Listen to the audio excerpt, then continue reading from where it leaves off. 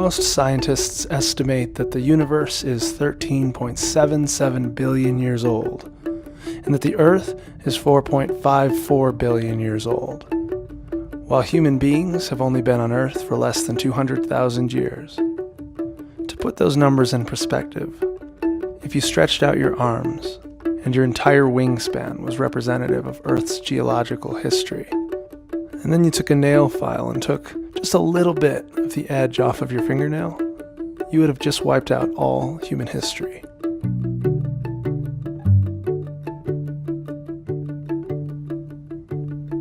There's this Carl Sagan quote about a photo of Earth taken from Voyager on its way out to deep space that echoes the sentiments of Kohelet, the teacher, in the ancient wisdom book called Ecclesiastes.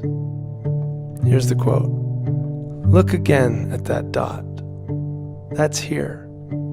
That's home. That's us. On it, everyone you love, everyone you know, everyone you've ever heard of, every human being who ever was lived out their lives. The aggregate of our joy and suffering, thousands of confident religions, ideologies, and economic doctrines, every hunter and forager, every hero and coward, every creator and destroyer of civilization, every king and peasant, every young couple in love, every mother and father, hopeful child, inventor and explorer, every teacher of morals, every corrupt politician, every superstar, every supreme leader, every saint and sinner in the history of our species lived there, on a mote of dust suspended in a sunbeam."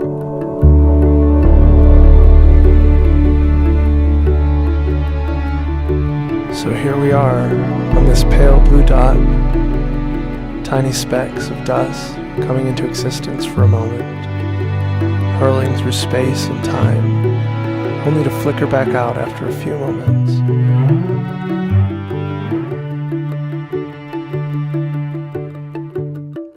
These moments, these are all we have in this life.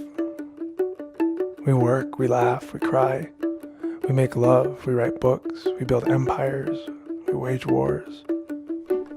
But we often try to ignore the fact that these moments are temporary, that all our empires and the gross national product, our art and our literature, our $300 designer jeans, all of our knowledge and technology, creativity and legacy is erased. It's all going to flicker out at some point with everything else.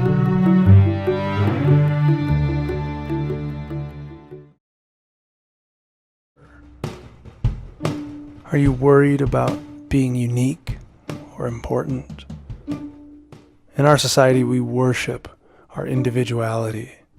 We love to talk about our fingerprints and snowflakes and how every individual is unique. But have you ever looked at a snowflake? I mean, they're all kind of the same. Back the camera up a little bit, and you are nothing but a human being, a speck of dust in time and space, not all that distinguishable from the 7 billion other specks of dust swirling around you. How many of our moments on the pale blue dot do we waste worrying and stressing about the vapor?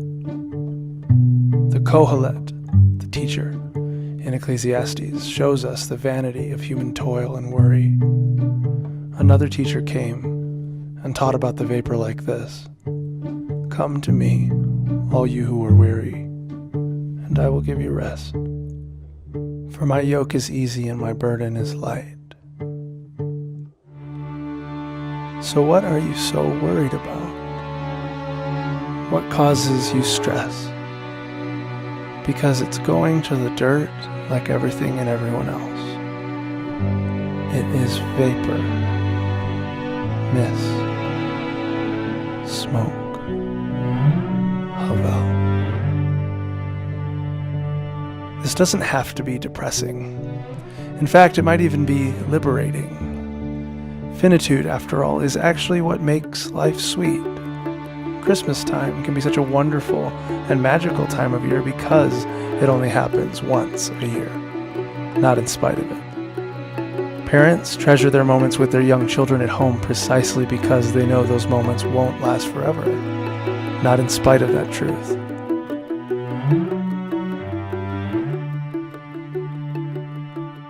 So take a breath. Recognize your frailty. Life on planet Earth is a gift, and you only get it for as long as you get it. And then the match gets blown out. So set your hearts not on things of earth, not on the vapor, but let go.